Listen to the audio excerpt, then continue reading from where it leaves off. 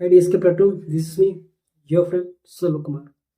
നമുക്കറിയാം, ഇന്ന് ലോകം മുഴുവനും ഏറെ ഉറ്റുനോക്കുന്ന ഏറ്റവും വലിയൊരു പ്രശ്നം എന്താണെന്ന് വെച്ച് കഴിഞ്ഞാൽ ഇസ്രയേൽ പാലസ്തീൻ പ്രശ്നമാണ്. നമുക്കറിയാം, ഈ ഇസ്രയേൽ പാലസ്തീൻ പ്രശ്നം എന്ന് പറയുന്നത് ഇന്ന് തുടങ്ങിയപ്പോൾ ഒരു പ്രശ്നമല്ല. ആക്ച്വലി വർഷങ്ങളായിട്ട് തുടർന്നുകൊണ്ടിരിക്കുന്ന ഒരു പ്രശ്നമാണ്. അതിൻ്റെ ഭാഗമായിട്ടാണ് കഴിഞ്ഞ 2023 ഒക്ടോബർ 7 ഹമാസ് എന്നറിയപ്പെടുന്ന ഒരു സംഘടന, പ്രത്യേകിച്ചും പാലസ്തീൻ സപ്പോർട്ടഡ് ആയിട്ടുള്ള ഒരു സംഘടന, ഇസ്രയേൽ എന്ന് പറയുന്ന രാജ്യത്ത് നടത്തിയ ഒരു ആക്രമണത്തിൽ ഒരുപാട് സാധാരണക്കാർ, പ്രത്യേകിച്ചും കുഞ്ഞുങ്ങളടക്കം ഒരുപാട് ആൾക്കാർ കൊല്ലപ്പെട്ടു. അതിനെ തുടർന്നിട്ടാണ് ഹമാസ് എന്ന് പറയുന്ന സംഘടന ഇല്ലാതാക്കും എന്ന് പറഞ്ഞുകൊണ്ട് ഇസ്രയേലിലെ ഗവൺമെൻറ് പാലസ്തീനിൽ ഇപ്പോൾ നടത്തി വരുന്ന ആക്രമണത്തിൽ ഒരുപാട് ആൾക്കാർ, പ്രത്യേകിച്ചും അവിടെയുള്ള സാധാരണ ജനങ്ങൾ, കുഞ്ഞുങ്ങൾ, ഗർഭിണികൾ, മറ്റ് സ്ത്രീകൾ ഒക്കെയാണ് ഓരോ നിമിഷവും മരണപ്പെട്ടുകൊണ്ടിരിക്കുന്നത്. നമുക്ക് എല്ലാവർക്കും അറിയാം, 2023 ഒക്ടോബർ 7 ഹമാസ് എന്നറിയപ്പെടുന്ന ഒരു സംഘടന ഇസ്രായേലിൽ നടത്തിയ ഓരോ ആക്രമണം ഒരിക്കലും നമുക്ക് അംഗീകരിക്കാൻ സാധിക്കില്ല. അത് ന്യായീകരിക്കാനും ആരും നിൽക്കുകയുമില്ല. കാരണം അവിടെ മരണപ്പെട്ടത് ഇസ്രായേലിലെ സാധാരണക്കാരായിട്ടുള്ള ജനങ്ങളാണ്, പിഞ്ചു കുഞ്ഞുങ്ങളാണ്, സ്ത്രീകളാണ്, ഒരുപാട് മറ്റ് സാധാരണക്കാരൊക്കെയാണ്. അപ്പം അതുകൊണ്ട് തന്നെ അത് നമുക്ക് ഒരിക്കലും അംഗീകരിക്കാനായിട്ട് സാധിക്കില്ല. അന്ന് നടന്നപ്പോൾ ഒരുപാട് ആൾക്കാർ അതിനെതിരെ പ്രതികരിച്ചിട്ടും ഉണ്ട് എന്നുള്ളത് വാസ്തവമാണ്. എന്നാൽ ഇന്ന് ഹമാസിനെ ഇല്ലാതാക്കും എന്ന് പറഞ്ഞുകൊണ്ട് ഇസ്രയേലിലെ ഭരണകൂടം പലസ്തീൻ നടത്തുന്ന, പ്രത്യേകിച്ചും ഗസയിൽ നടത്തുന്ന ഓരോ ആക്രമണങ്ങളും അവിടെയുള്ള സാധാരണക്കാരായിട്ടുള്ള സ്ത്രീകൾ, പ്രഗ്നന്റ് വുമൻസ്, കുഞ്ഞുങ്ങൾ, മറ്റ് സാധാരണക്കാരെയാണ് ഓരോ നിമിഷവും എഫക്റ്റ് ചെയ്തുകൊണ്ടിരിക്കുന്നത്. 2023 ഒക്ടോബർ 7 മുതൽ ഇതുവരെ ഏകദേശം 36,000-ത്തിലധികം ആൾക്കാരാണ്, പ്രത്യേകിച്ചും ഈ മരിച്ചവരെല്ലാം സാധാരണക്കാരാണ് എന്നാണ് ഇതുവരെ കിട്ടിയിട്ടുള്ള റിപ്പോർട്ടുകൾ. ഇതെല്ലാം തന്നെ ഒഫീഷ്യൽ റിപ്പോർട്ടുകളാണ്. അപ്പോൾ അൺഒഫീഷ്യലായിട്ട് എത്ര പേർ മരണപ്പെട്ടിട്ടുള്ളത് ഉണ്ടാകും എന്നുള്ളത് നമുക്ക് വ്യാഖ്യാനിക്കാവുന്നതാണ്. അപ്പം അത്രയും ആൾക്കാരാണ് ഓരോ നിമിഷവും ഇപ്പോഴും ഇതിൻ്റെ പേരിൽ മരണപ്പെട്ടുകൊണ്ടിരിക്കുന്നത്, ഇല്ലെങ്കിൽ ഇരിക്കുന്നത്. യുദ്ധത്തിനെ പ്രോത്സാഹിപ്പിക്കുന്നവർ, ഇല്ലെങ്കിൽ അതിനെ സപ്പോർട്ട് ചെയ്യുന്നവരോട് എനിക്കൊന്നേ പറയാനുള്ളൂ: യുദ്ധം ഒരിക്കലും ഒരു രാജ്യത്ത് സമാധാനം സൃഷ്ടിക്കില്ല, മറിച്ച് ഒരുപാട് ഹേറ്റേഴ്സിനെ മാത്രം രൂപപ്പെടുത്തുന്നതിന് കാരണമാകുന്നേ ഉള്ളൂ. നിങ്ങൾ പല ചരിത്രവും നിങ്ങൾ എടുത്തു നോക്കുക. പല രാജാക്കന്മാരുടെ ആയാലും ഇപ്പോൾ ലോകത്തിൽ തന്നെ ഏറ്റവും കൊടും ക്രൂരനായിട്ടുള്ള, അല്ലെങ്കിൽ ഭീകരനായിട്ടുള്ള ഒരു മുഖം എന്ന് പറയുന്നത് ഹിറ്റ്ലർ ആയിരിക്കും. കാരണം ഹിറ്റ്ലർ ലോകത്തിൽ അത്രയധികം ആൾക്കാരെയാണ് കൊന്നൊടുക്കിയിട്ടുള്ളത്. എന്നാൽ ഹിറ്റ്ലറിന്റെ ജീവചരിത്രം ഒന്ന് നിങ്ങൾ എടുത്തു നോക്കുകയാണെങ്കിൽ ഹിറ്റ്ലർ ആരായിരുന്നു എന്നും എന്തുകൊണ്ടാണ് ഹിറ്റ്ലർ ഇത്തരത്തിലുള്ള ക്രൂരതകൾ ചെയ്യുന്നതിന് കാരണമായതെന്നും നിങ്ങൾക്ക് മനസ്സിലാക്കാനായിട്ട് സാധിക്കും. അതുപോലെ തന്നെയാണ് പല പുരാണങ്ങൾ എടുത്തു നോക്കിയാലും നിങ്ങൾക്ക് മനസ്സിലാക്കാനായിട്ട് സാധിക്കും. ഇപ്പോൾ മഹാഭാരതം എന്ന് പറയപ്പെടുന്ന ഇതിഹാസം നിങ്ങൾ എടുത്തു നോക്കുകയാണെങ്കിൽ അവിടെ കൗരവർക്കും പാണ്ഡവർക്കും എന്തുകൊണ്ടാണ് യുദ്ധം ഉണ്ടായതെന്നും ഉള്ള കാര്യം നിങ്ങൾക്ക് മനസ്സിലാക്കാനായിട്ട് സാധിക്കും. പക്ഷെ ഇത്തരത്തിലുള്ള യുദ്ധങ്ങളെല്ലാം തന്നെ നമുക്ക് ഒഴിവാക്കാനായിട്ട് സാധിക്കും. പക്ഷേ അത്തരത്തിലുള്ള ക്ഷമ നമ്മളെ ഭരിക്കുന്ന ആൾക്കാർക്ക്, ഇല്ലെങ്കിൽ എന്താ പറയുക, രാജ്യം ഹാൻഡിൽ ചെയ്യുന്ന ആൾക്കാർക്ക് അറിയില്ല എന്നുള്ളതാണ്. കാരണം അവർക്ക് ആ ഒരു ക്ഷമ ഉണ്ടായിരുന്നെങ്കിൽ പല പ്രശ്നങ്ങളും സോൾവ് ആയി. ഇന്ന് ഇസ്രയേലും പാലസ്തീനും ഇത്രത്തോളം അധികം സംഘർഷം നടക്കുന്നു എങ്കിൽ ഇതിന് കാരണം ഇത് തന്നെയാണ്. അവിടെയുള്ള ഭരണാധികാരികൾ ഇരുന്ന് സംസാരിച്ചു കഴിഞ്ഞാൽ തന്നെ പല പ്രശ്നങ്ങളും സോൾവ് ആവും. എന്നാൽ അതിനവർ തയ്യാറല്ല, അതിനുള്ള ക്ഷമയും അവർക്കില്ല എന്നുള്ളതാണ്. നിങ്ങളൊന്നും മനസ്സിലാക്കുക, യുദ്ധം എവിടെ നടന്നാലും, അതിന് പാലസ്തീനിലായാലും ഇസ്രായേലിലായാലും ലോകത്ത് മറ്റ് എവിടെയായാലും അവിടെയെല്ലാം തന്നെ സാധാരണക്കാരായിട്ടുള്ള ജനങ്ങളെയാണ് ഏറ്റവും കൂടുതലായിട്ട് എഫക്റ്റ് ചെയ്യുന്നത്. നിങ്ങൾ അത്തരത്തിലുള്ള ജനങ്ങളാണ് ഏറ്റവും അധികം കൊല്ലപ്പെടുന്നത്. ഇപ്പോൾ കഴിഞ്ഞ ആക്രമണത്തിൽ തന്നെ 45 പേരാണ് കഴിഞ്ഞ സൺഡേ മരണപ്പെട്ടിട്ടുള്ളത്. അവിടെ നടത്തിയ ആക്രമണത്തിൽ അവിടെയുള്ള സാധാരണക്കാരായിട്ടുള്ള സ്ത്രീകൾ, കുഞ്ഞുങ്ങളൊക്കെ എന്ത് തെറ്റാണ് ചെയ്തത്? ഭൂമിയിൽ ജനിച്ചു എന്ന കാരണം കൊണ്ട് തന്നെ ഉടനെ ഇല്ലാതാകുന്ന ഒരു അവസ്ഥയാണ് അവർക്ക് സംഭവിച്ചിട്ടുള്ളത്. കുഞ്ഞുങ്ങൾ അവർ കളിച്ചു നടക്കുന്ന പ്രായത്തിൽ അവർ ഇത്രത്തോളമുള്ള അവസ്ഥകളൊക്കെയാണ് കാണുന്നത്.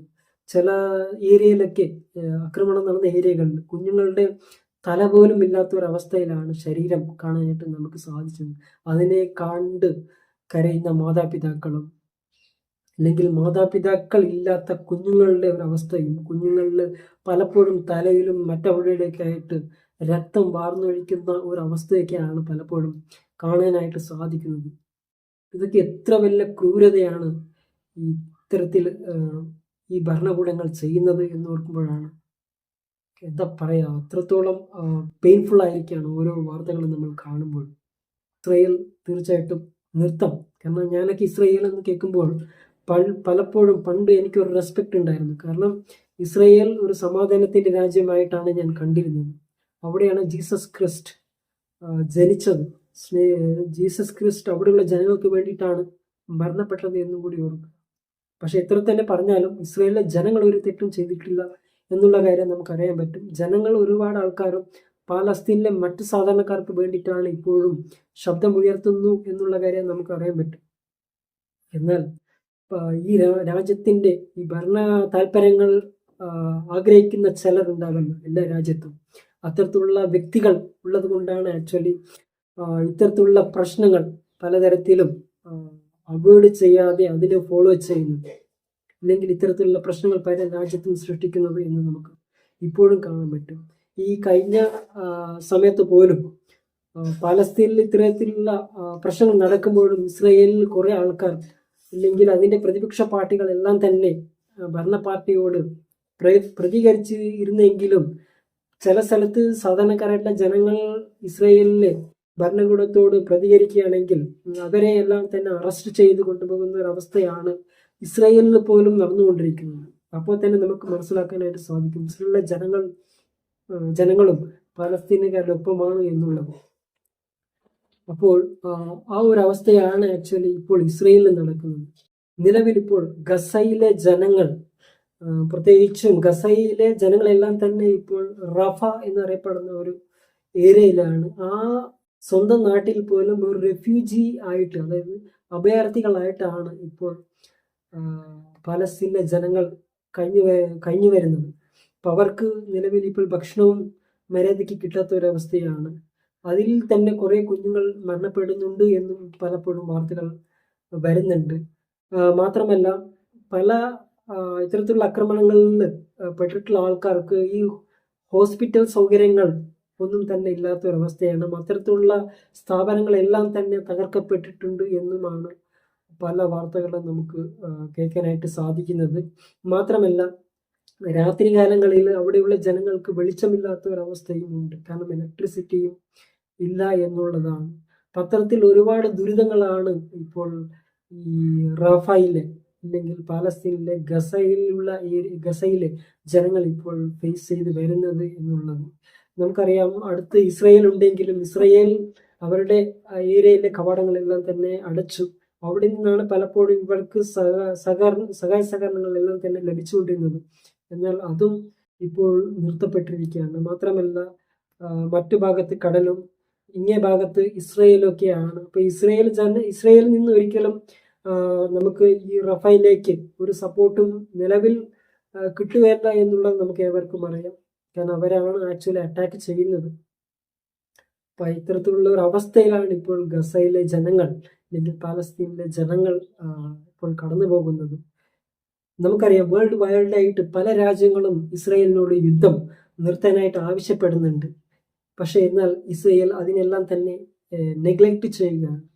ലോക നീതിന്യായ കോടതി പോലും ഇസ്രയേലിനോട് നിർത്താനായിട്ട് ആവശ്യപ്പെട്ടിരുന്നു. എന്നാൽ ആ ഓർഡർ ഇറക്കിയതിന് ശേഷമാണ് ആക്ച്വലി ഇസ്രയേൽ ഇത്തരത്തിലുള്ള യുദ്ധത്തിന് ഇറങ്ങിയതെന്നും ഇത്തരത്തിലുള്ള പ്രശ്നം ഉണ്ടാക്കിയതെന്നുമാണ് നമുക്ക് കാണാനായിട്ട് സാധിക്കുന്നത്. പത്രത്തോളമായിട്ടുള്ള ഒരു ടാർഗറ്റ് ഫിക്സ് ചെയ്തുകൊണ്ടാണ് ഇപ്പോൾ ഇസ്രയേൽ മൂവ് ആയിക്കൊണ്ടിരിക്കുന്നത്. ആക്ച്വലി എല്ലാവരും തന്നെ പറയുന്നത് ഇസ്രയേൽ പാലസ്തീനിൽ നടത്തുന്ന ആ ഒരു പ്രശ്നം എന്ന് പറയുന്നത് ഒരു ഈ വംശഹത്യ എന്നാണ് പറയപ്പെടുന്നത്. അത്തരത്തിലുള്ള ഒരു ഇതിലാണ് ആക്ച്വലി ഇസ്രയേൽ മുന്നോട്ട് പോയിക്കൊണ്ടിരിക്കുന്നത് എന്നതാണ് നമുക്ക് മനസ്സിലാക്കാനായിട്ട് സാധിക്കുന്നത്.